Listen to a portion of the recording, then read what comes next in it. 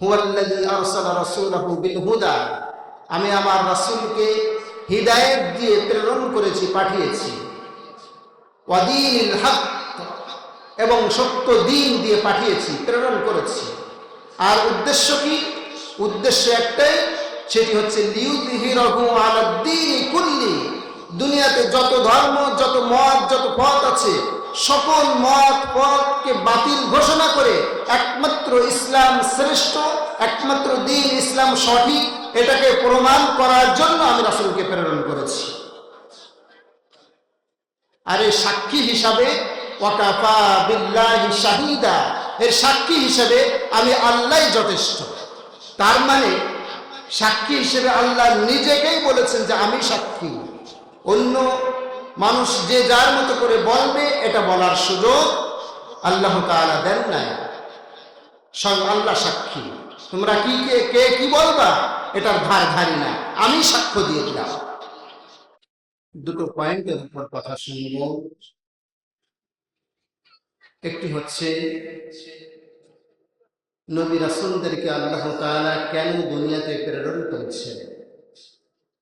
আরেকটি হচ্ছে আল্লাহ তাআলার জমিনে দ্বীন কায়েমের গুরুত্ব কতটুকু, এ ব্যাপারে আমরা কথা শুনব কোরআন এবং হাদিস থেকে।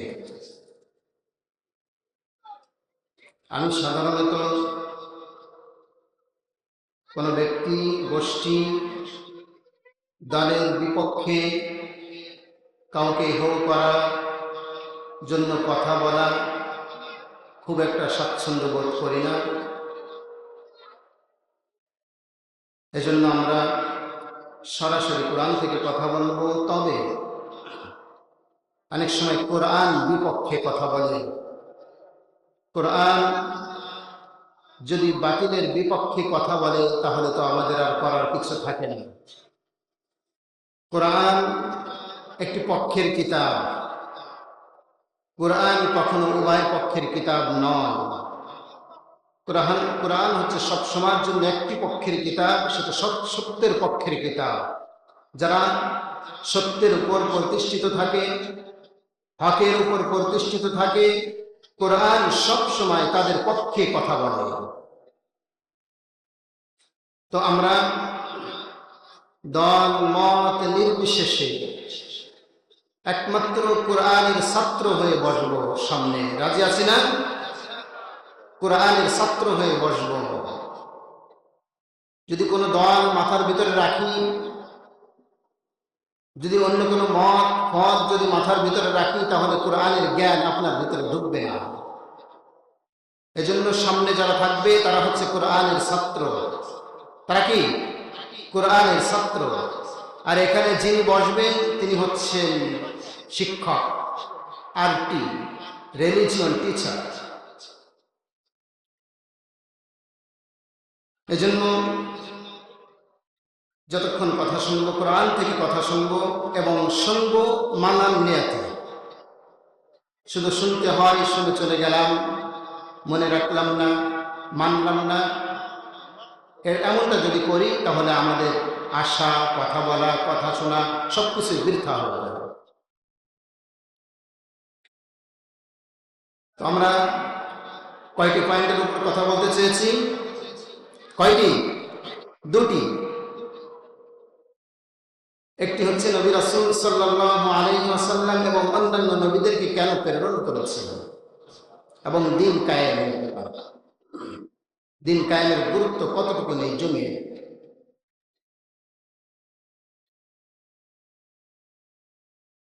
তো সর্বপ্রথম কথা শুনব, নবীদেরকে কেন আল্লাহ তাআলা দুনিয়াতে পাঠিয়েছেন।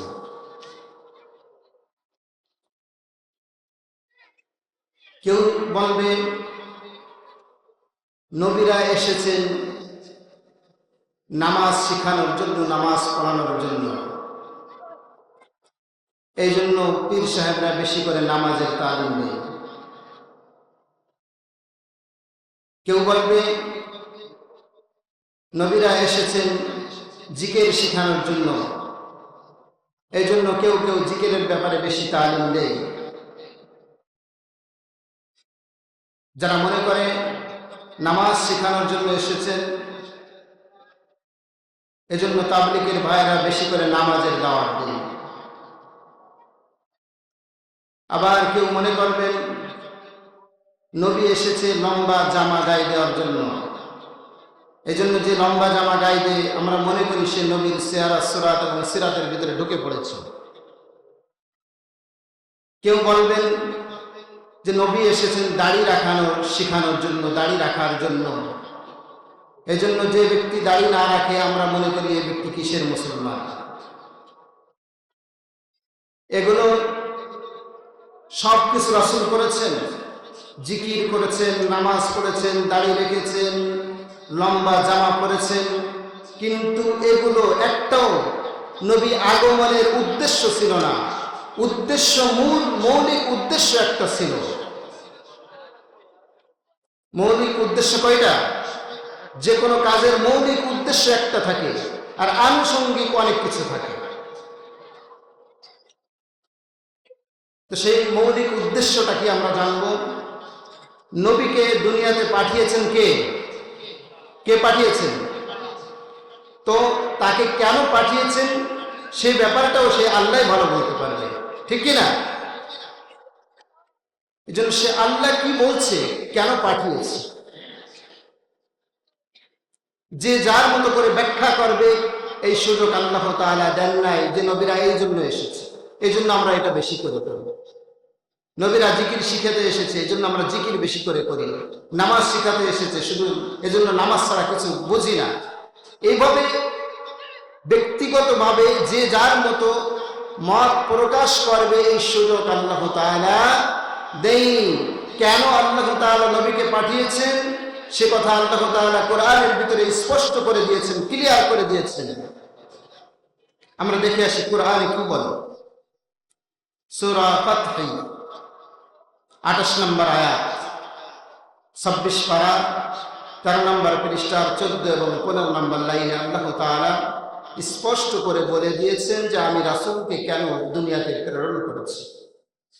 আল্লাহ তাআলা এখানে বলছেন, হুয়াল্লাযী আরসালা রাসূলাহু বিল হুদা ওয়া দীনিল হাক্কি লিইয়ুযহিরাহু আলাদ-দীনি কুল্লিহি ওয়া কাফা বিল্লাহি শাহীদা। আল্লাহ তাআলা বলছেন, হুয়াল্লাযী আরসালা রাসূলাহু বিল হুদা ওয়া দীনিল হাক্ক, আমি আমার রাসূলকে প্রেরণ করেছি সত্য দিন সহ। কি সহ? সত্য দিন সহ। হুয়াল্লাযী আরসালা রাসূলাহু বিল হুদা, আমি আমার রাসূলকে হিদায়াত দিয়ে প্রেরণ করেছি, পাঠিয়েছি। ওয়া দীনিল হক, এবং সত্য দিন দিয়ে পাঠিয়েছি, প্রেরণ করেছি। আর উদ্দেশ্য কি? উদ্দেশ্য একটাই, সেটি হচ্ছে লিইয়ুযহিরাহু আলাদ-দীনি কুল্লি, দুনিয়াতে যত ধর্ম, যত মত, যত পথ আছে সকল মত পথকে বাতিল ঘোষণা করে একমাত্র ইসলাম শ্রেষ্ঠ, একমাত্র দিন ইসলাম সঠিক, এটাকে প্রমাণ করার জন্য আমি রাসূলকে প্রেরণ করেছি। আর এই সাক্ষী হিসাবে ওয়া কাফা বিল্লাহি শাহীদা, এর সাক্ষী হিসেবে আমি আল্লাহই যথেষ্ট। তার মানে সাক্ষী হিসেবে আল্লাহ নিজেকেই বলেছেন যে আমি সাক্ষী। অন্য মানুষ যে যার মতো করে বলবে এটা বলার সুযোগ আল্লাহ তাআলা দেন নাই। স্বয়ং আল্লাহ সাক্ষী। তোমরা কে কি বলবা এটার ধারি না, আমি সাক্ষ্য দিয়ে দিলাম। একটি দলিল পেলাম, আর একটা দলিল দিলেন।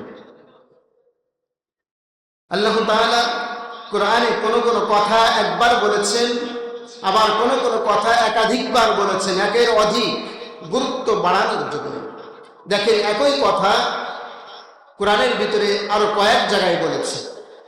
আল্লাহ তাআলা সূরা সফফের 9 নম্বর আয়াতে বলছেন, 28 পারা 11 নম্বর পৃষ্ঠার 9 নম্বর লাইন, হুয়াল্লাযী আরসালা রাসূলাহু বিল হুদা ওয়া দীনিল হাক্কি লিইয়ুযহিরাহু আলাদ-দীনি কুল্লিহি ওয়ালাউ কারিহাল মুশরিকুন।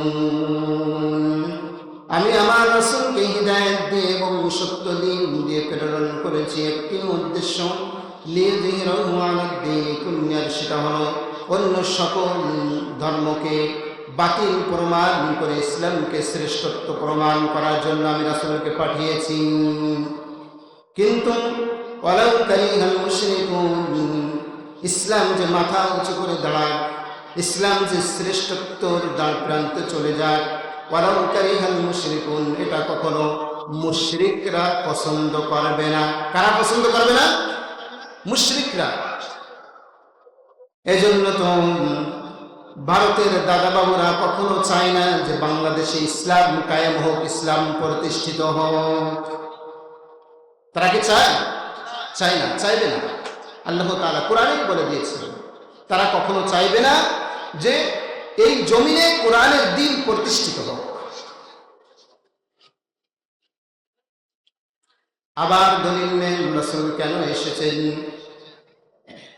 আল্লাহ তাআলা সূরা তাওবার 33 নম্বর আয়াতে বলছেন, 10 পারা 11 নম্বর পৃষ্ঠা 3 নম্বর লাইন, হুয়াল্লাযী আরসালা রাসূলাহু বিল হুদা ওয়া দীনিল হাক্কি লিইয়ুযহিরাহু আলাদ দীনি কুল্লিহি ওয়া কাফা বিল্লাহি শাহীদা।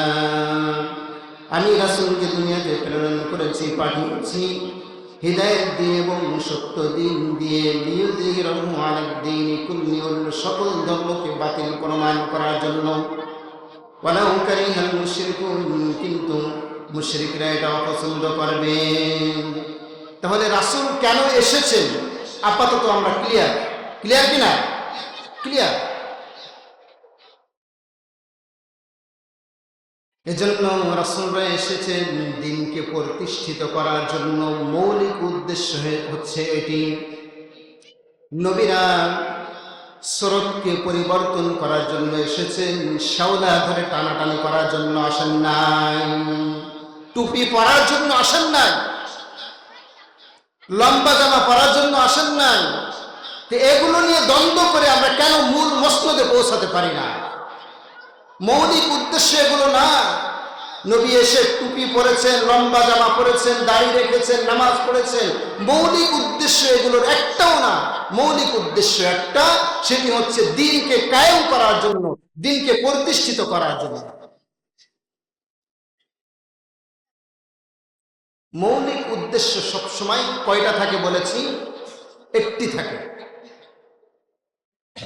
আর একটু ক্লিয়ার করে, মনে করেন আমাকে কোথাও বক্তা হিসেবে দাওয়াত করে নিয়ে গিয়েছে,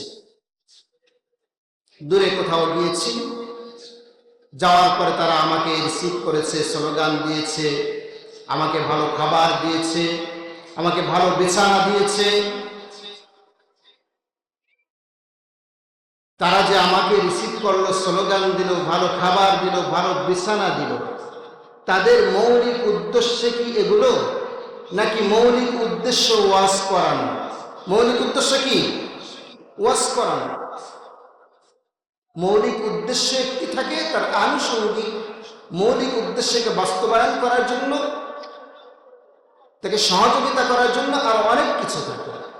সেখানে আমি যদি ভালো খাবার খেয়ে, ভালো বিছানা পেয়ে আমি যদি বলি আপনাদের উপর আমি অনেক খুশি, আপনারা অনেক মেহমানদারি করেছেন, আমি এখন ঘুমাবো, আমাকে ফজরের সময় ডেকে দিবেন, তাহলে ওই মাহফিল কমিটি আমাকে কি বলবে? জ্ঞানী বলবে নাকি পাগল বলবে? পাগল বলবে কি না? পাগল বলবে। ঠিক মৌলিক উদ্দেশ্য আমি না বোঝার কারণে যেমন ভাবে ওই কমিটি আমাকে পাগল বলছে, মেধাহীন বলছে, অবিবেচক বলছে, ঠিক যারা রাসূলকে প্রেরণের মৌলিক উদ্দেশ্যকে না বুঝে মনে করে যে রাসূল শুধু নামাজের দাওয়াত দেওয়ার জন্য এসেছে, রাসূল শুধু লম্বা জামা গায়ে দেওয়ার জন্য এসেছে, রাসূল শুধু দাড়ি রাখার জন্য এসেছে, এটা যারা মনে করবে তারা যেমন ভাবে আমাকে কমিটি পাগল মনে করছে, মৌলিক উদ্দেশ্য না বোঝার কারণে ঠিক এখানেও যারা মৌলিক উদ্দেশ্য না বুঝবে তারাও বোকার স্বর্গে আছে, ভুলের ভিতরে আছে, ভুলের ভিতরে ডুবে আছে।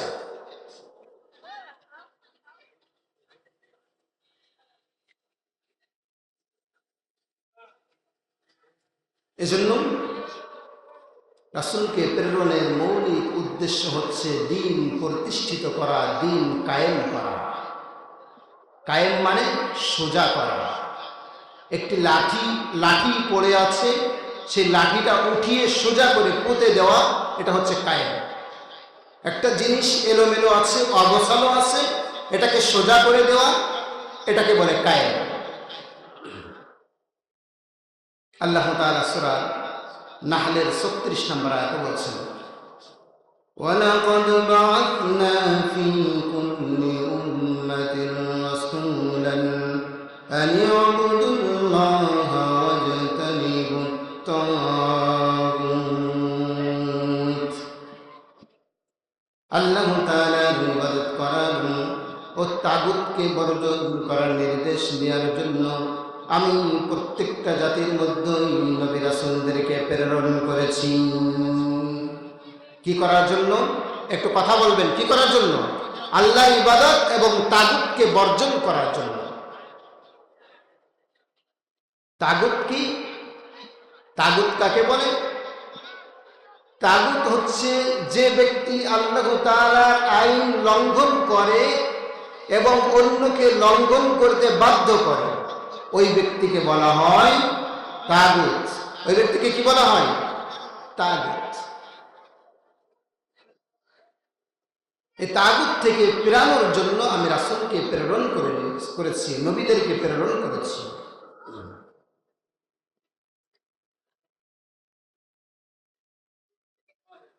فَمِنْهُمْ مَنْ هَدَى اللَّهُ وَمِنْهُمْ مَنْ حَقَّتْ عَلَيْهِ الضَّلَالَةُ।